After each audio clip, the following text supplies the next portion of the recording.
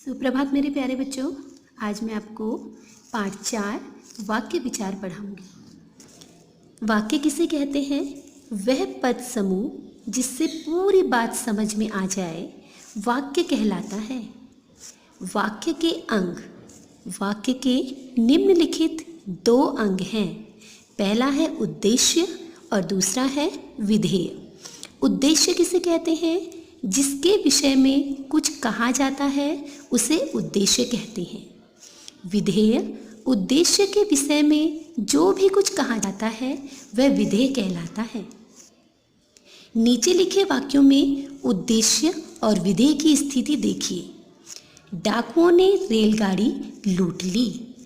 यमुना पवित्र नदी है। किसके बारे में बात की जा रही है? डाकुओं के बारे में। इसलिए डाकू क्या हो गए?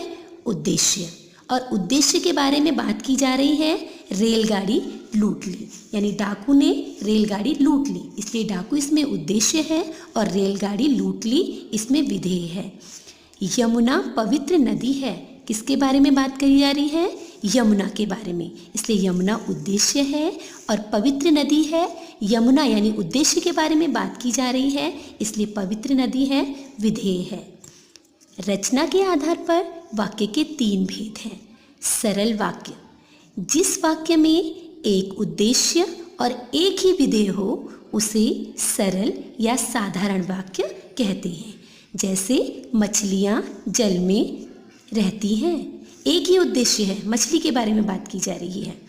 संयुक्त वाक्य, जिस वाक्य में 2 या 2 से अधिक समान स्वर के साधारण वाक्य समुच्चय बोधक अव्यय के द्वारा जुड़े हों उसे संयुक्त वाक्य कहते हैं। जैसे रात हुई और अंधेरा छा गया।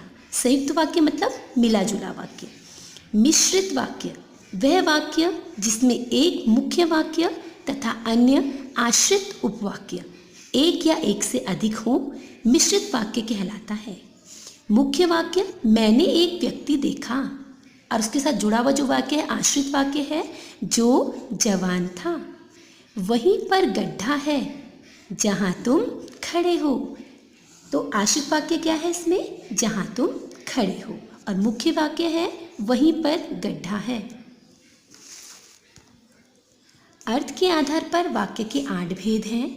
विधानार्थक वाक्य, निषेधात्मक वाक्य, प्रश्नवाचक वाक्य, आज्ञावाचक वाक्य, विस्मयवाचक वाक्य, संदेहवाचक वाक्य, संकेतवाचक वाक्य और इच्छावाचक वाक्य। वाक्य संबंधी अशुद्धियाँ, हम प्रायः जो भी कुछ मुंह से बोलते हैं अथवा लिखते हैं अधिकतर वह अशुद्ध बोला जाता है या लिखा जाता है। ये अशुद्धियाँ लिंग, वचन, क्रिया, विशेषण आदि से संबंधित हो सकती हैं। इन्हें जानना अत्यावश्यक है। यहाँ पर कुछ उदाहरण था अशुद्धियों का होना बताया गया है, इन्हें जानें और समझें। वह मुझसे संभीत है, ये अशुद्ध वाक्य है। शुद्ध क्या है? वह मुझसे भयभीत है, यानी वह मुझसे डरा हुआ है। मेरा और आपका घोर संबंध है। मेरा और आपका घनिष्ठ संबंध है। यहाँ पर घोर अशुद्ध है, उसकी जगह आएगा घनिष्ठ संबंध है। कमल का पुष्प सुकोमल होता है। कमल का पुष्प कोमल होता है। क्रिया अशुद्धि संशोधन, आप विचार कीजिए, शुद्ध है आप विचार करें। आपको दवा लेना चाहिए, आपको दवा लेनी चाहिए। तुम्हें स्मरण दिलाना चाहिए, तुम्हें स्मरण कराना चाहिए।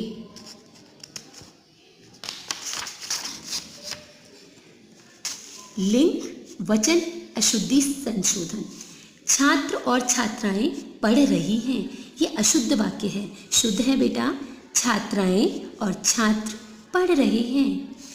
लड़के और लड़की जा रही हैं, लड़की और लड़के जा रहे हैं। गांव की सैकड़ों स्त्री पुरुष यहाँ काम करती हैं। गांव के सैकड़ों स्त्री पुरुष यहाँ काम करते हैं। धन्यवाद बच्चों। अब मैं आपको पुनः मेरे अगले वीडियो में मिलती हूँ। तब तक के लिए धन्यवाद।